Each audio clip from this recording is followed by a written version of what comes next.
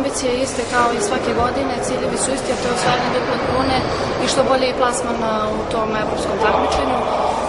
Ja se nadam, sigurno sam da imamo kvalitetnu ekipu, bitno je da nastavimo dalje sa daljim radom u Lani i sigurno sam da neće biti problema što se tiče domaće lige.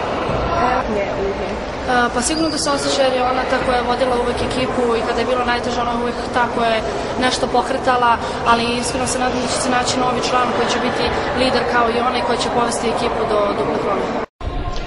Pa sigurno da ambicije Zvezde su uvek najviše, tako da ćemo i ove godine gledati da napravimo što bolje rezultate, a pre svega toga da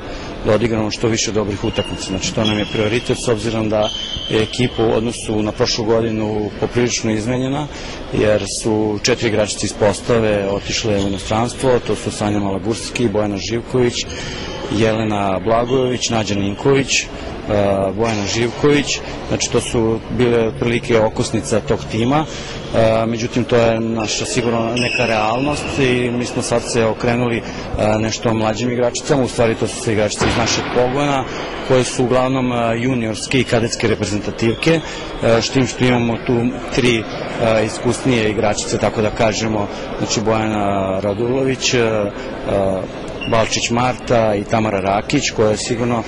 će da doprinesu da te mlade igračice imaju neku stabilnost u igri, pre svega neku psihološku, tako da ove godine, bez obzira što imamo dosta mladih igračica i izmenjen sastav, u odnosu u prošlu godinu gledat ćemo da dobro radimo i da jednostavno opet napravimo što bolje rezultate, a za to nam je pre svega potrebna jedna dobra atmosfera i da imamo jednu dobru timsku igru.